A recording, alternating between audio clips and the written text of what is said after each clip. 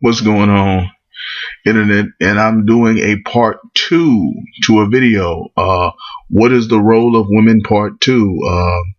A guy who sent me the first question liked my answer, and he wants me to go more in depth. And he sent me an email, and I will be reading that email now. And for your information, I am the Masked Man. Okay. Great videos, Mr. Masked Man. I agree with your points on hip hop and black culture and a lot of your points on the role of women. However, the role of women as I see it is complicated by society's expectations. For example, you mentioned in your video that the dynamics of your relationship are between you and your woman. So instead of conforming to old paradigm, as you call them, you seek to define your own personal one. But the challenging part about a relationship with an empowered woman is not just whether she sees you as weak or whether you feel weak, but does society see you, a man, as weak or less than a man? If she's driving her Mercedes Benz and you are in the passenger seat all the time, how is that going to be viewed by onlookers? Will another man see that as an opportunity to steal her away from you? When you receive calls at the house or knocks at the door, will they now say, is the woman of the house available? Instead of, is the man of the house available? And how will you take that?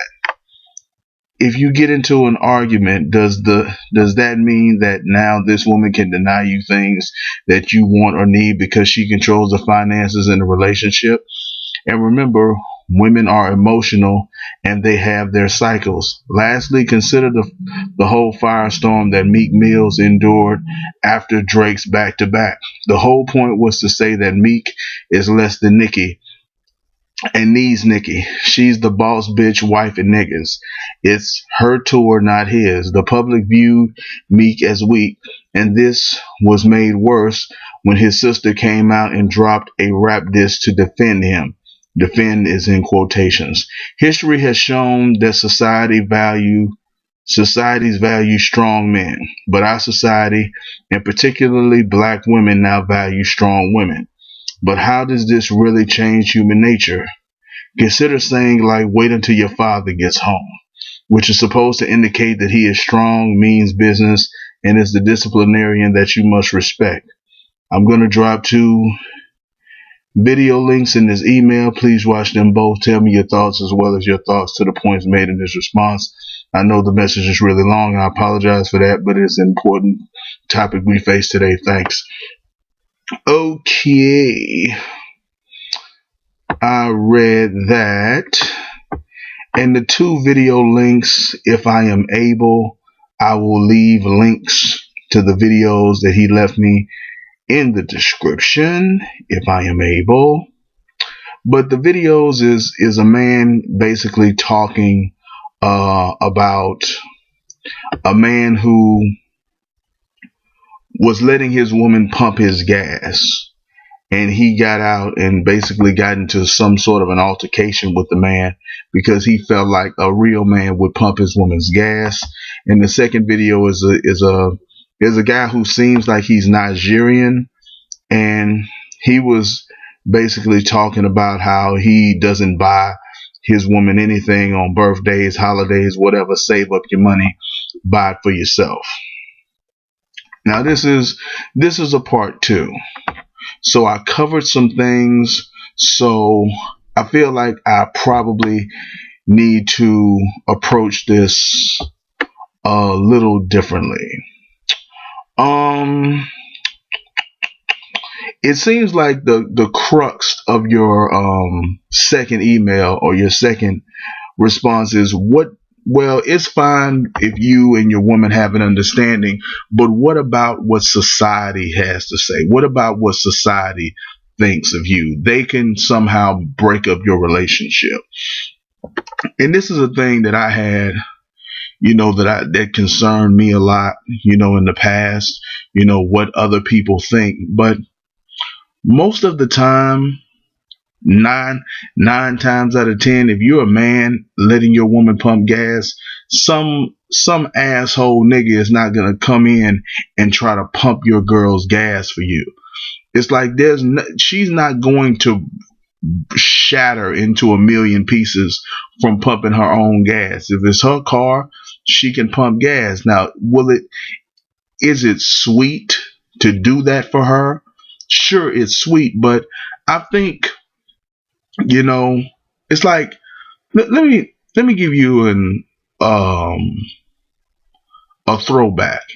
Back in the day, back when not way back, but just 30, 40 years back, women used to slaughter pigs and kill chickens and take pails of water, from outdoors, indoors. They used to be really, really hard working back in the day. So this idea that you doing a woman a solid by pumping her gas for her, that's just that's I can't even frame it. It's a nigga with a chip on his shoulder.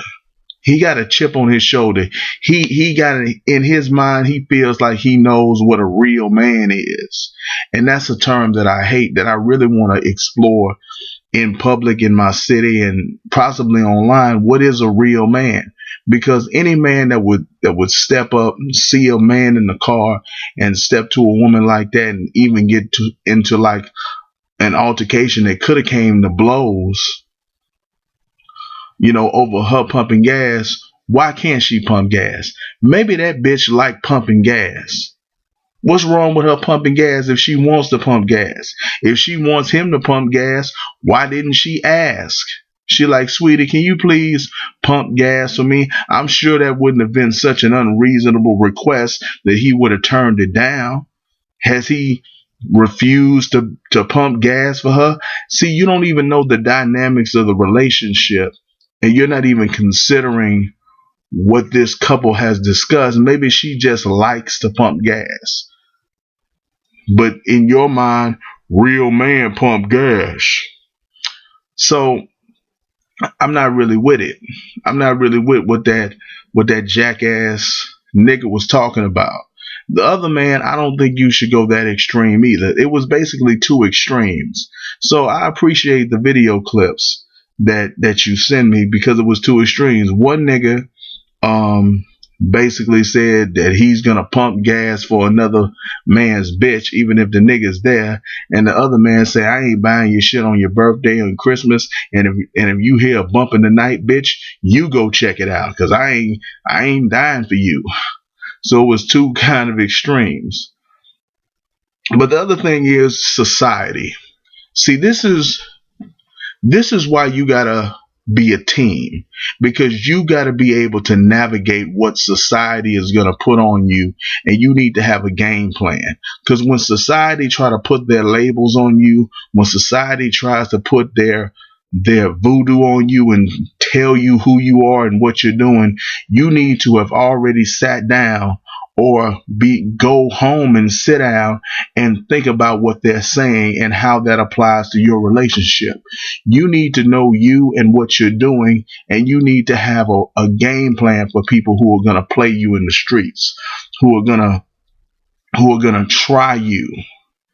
It's like, maybe that lady could have, if that man and that woman had sat down and had talked about some things before, maybe she could have got that nigga to wash her windshield and, put air in the tires, and maybe even paid for her gas. He could have told his girl to pimp bitch ass niggas like that, who think they trying to show out in front of somebody, in front of company. So I really believe that communication, real communication, is vitally important in life, in relationships, in everything. Great communication. People don't want to communicate. If you are in a relationship, it's you and her against the world. So you need to have some ideas of how you're going to face the world, and how you're going to face people who are going to use their stereotypes, who are going to use their perceptions of what a man and a woman is supposed to look like, and who are going to try to poison your minds.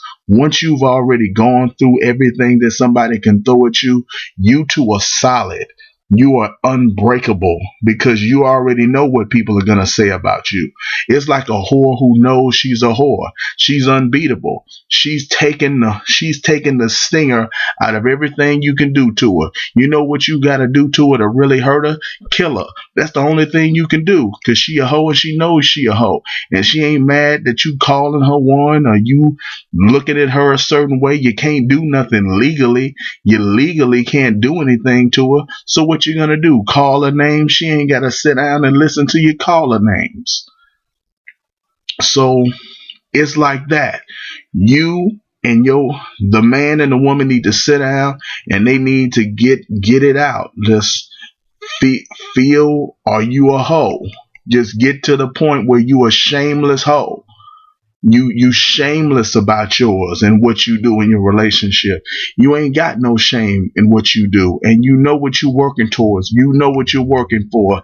And now when other people try to get in the middle of it, when other people look at you in the Mercedes Benz and the passenger side, you already know what to do.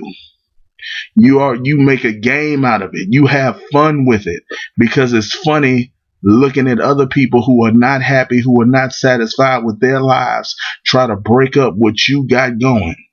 It's hilarious when you got a game plan, when you got a partner and you're working a strategy.